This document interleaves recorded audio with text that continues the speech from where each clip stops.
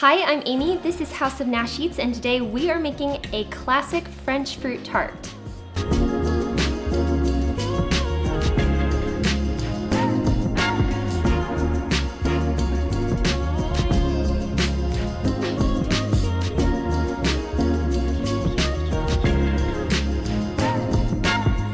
Okay, so we're going to start out our fruit tart by making the pastry cream because it's going to take a while to chill. It takes a little bit to assemble a fruit tart, so I recommend doing this over 2 days and making your pastry cream the night before so it can chill all the way overnight, and it just means that much less work for you to do the day you're assembling your fruit tart. So let's start with pastry cream. It's one of my favorite things to make. It's so simple and easy, and when it's done right, you have a wonderful, silky, sweet, vanilla-centric pastry cream that can be used in lots of ways. You can use it in this fruit tart or in cream puffs or fillings for cakes. It's delicious. So we're going to start out with our saucepan, and we're going to add some whole milk and some heavy cream. It's 1.5 cups of milk and 1/2 cup of heavy cream, but I'll leave a link to the recipe in the notes below so you can get all of the measurements there and print it out and follow along. And then also 1/2 of the sugar. And then we're just going to whisk that together and start heating it up over medium-high heat. While the milk and the cream and sugar are heating, in another bowl, we're going to combine the rest of the sugar with 3 tablespoons of cornstarch and a little bit of salt. You can go ahead and whisk those together. And then we're going to add 5 egg yolks. I always save my egg whites when I'm separating yolks and whites, and I use them to make macarons, which are another fabulous French dessert, or pavlova. They just use egg whites and they're so delicious. So never throw away your egg whites. Save it and use it to make something else. Okay, and you can see it has this nice light color, even though it was really yellow at first. Okay, so now I'm going to take my hot milk and cream, and I'm going to pour about 1 cup of it into my egg yolk mixture. This is tempering the egg yolks, which just means it's like warming them up gently without scrambling the eggs. So once I've got about 1 cup of the liquid, I'm just going to whisk those together really well and then add them back to the pan. Okay, once you've added that back to your pan, you want to whisk it pretty constantly until it starts to thicken. And it should thicken up fairly quickly. And once it starts to thicken, you'll want it to bubble for just about 30 seconds and then take it off. If you have problems with your pastry cream not thickening, it's mostly because you haven't cooked it long enough, so just cook it a little bit longer. Just stick it back on the stove and it will firm up. If it does not get thick right now, it won't thicken in the fridge. So don't take it off when it's still runny and really liquidy, thinking it will thicken up later. Okay, so it's nice and thick. And I let it bubble for just a little bit, and then we're gonna turn this off and set this over to the side. Okay, once the pastry cream is nice and thick, we're going to add some cubed butter that's cold and a little bit of vanilla bean paste.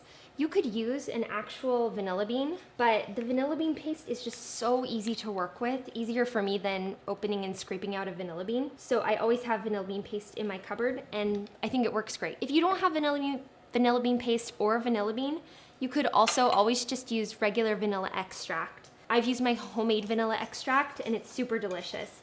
But I love the flecks of vanilla in my French pastry cream. So we're just going to whisk that until the butter is melted and it's combined and it's nice and smooth. And you can see it's a nice, thick pastry cream that's going to hold its shape without being gummy and overly thick. It'll just be nice and smooth and soft and silky.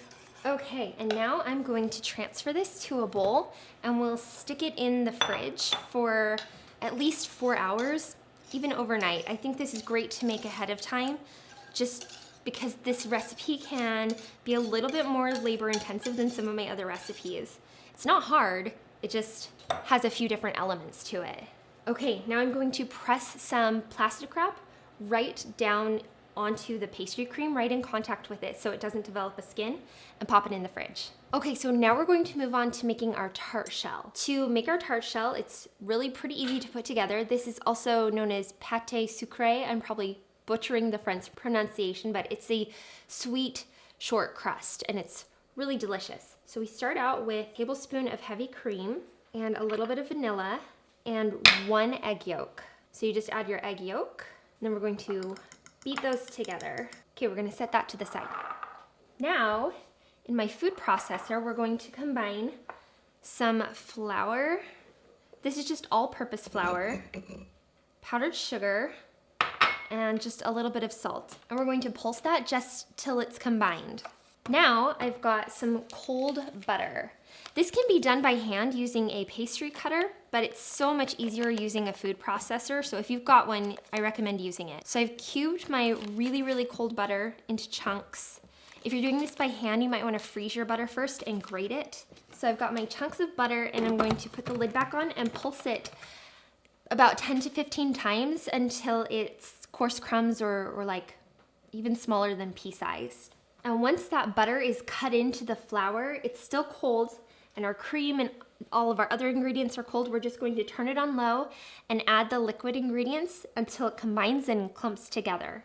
And you can see now that my tart dough has come together. It's nice and soft, almost like a sugar cookie dough. So now I'm going to dump that out onto some plastic wrap and pat it into a disc, wrap it up, and stick it in my fridge for an hour so it can stay nice and cold so I can roll it out. Okay, so I've got my tart pastry out of the fridge, and now I need to roll it out and put it in a tart pan. So I wanna show you a few different options here. If you don't have a tart pan, just so you know, you could use a pie pan or even like a square baking dish.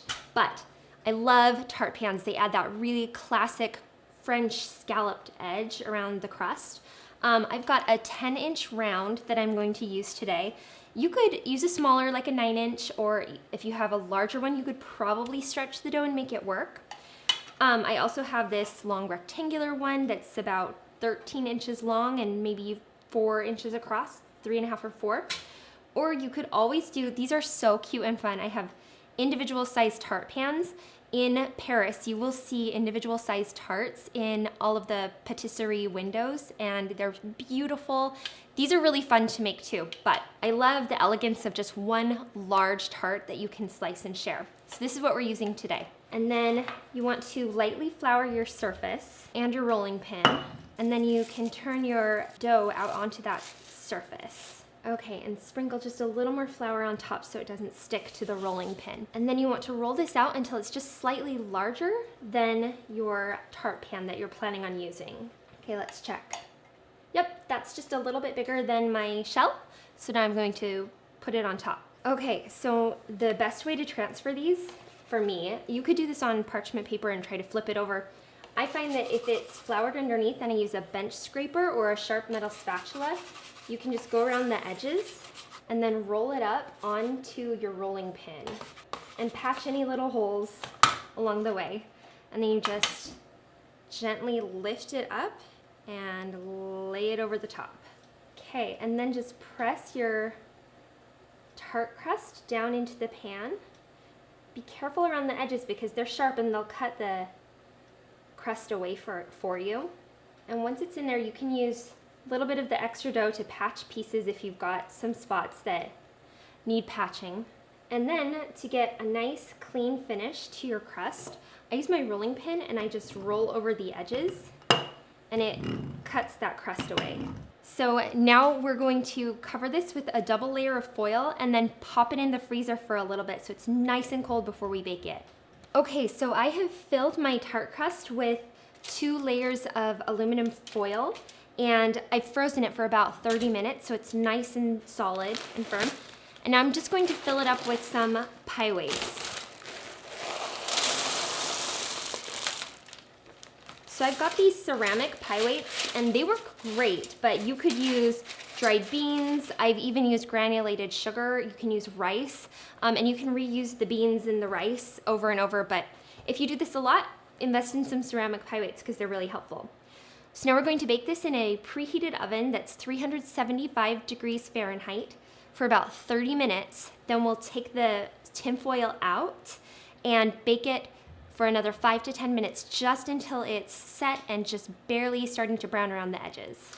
Okay, so I've got my tart shell out of the oven. It is baked and cooled, and you can see it's nicely browned around the edges. So it's just done. You don't want to get it too dark on the bottom or it can have more of a burnt taste. But it's nice and set. And I've got my pastry cream that has been chilling in the fridge for 6 hours at least. I'm just going to stir this up a little bit. It's nice and thick. Okay, and I'm going to spread this into my tart shell. You want to push it right to the edges and use all of the pastry cream. Okay, and now for the fun part, we get to decorate our fruit tart. So I've got some of my favorite fruits here that I use for fruit tarts. I've got strawberries, blueberries, kiwi, and raspberries. Blackberries are really good. You can slice grapes in half or use mandarin oranges. You can use all of one type of fruit. It could be all raspberries. I like using the mixed fruit, so I'm just going to assemble this now. Okay, and the secret to a really professional looking fruit tart to make it all glossy on top is some melted apricot jelly or apple jelly or apricot preserves. So you're just going to heat it up in the microwave for 30 to 45 seconds and then brush it on top. And that is going to give it, all of the fruit, this beautiful shine, as well as add a nice sweet taste to the top of it. You won't taste the apricot so much, but it just really finishes this off beautifully and makes it look professionally done. This is where it's really great to have used a real tart pan because the edge comes right off and you can slide your tart into place and it is ready to cut and serve. Okay, now it's the moment of truth. It's time to cut into our French fruit tart. So I've got a nice sharp knife and you can see it holds together really well. The pastry cream is nice and thick without being too gummy, and you can move your slice over and it should hold its shape. Okay, and now it's time to taste it.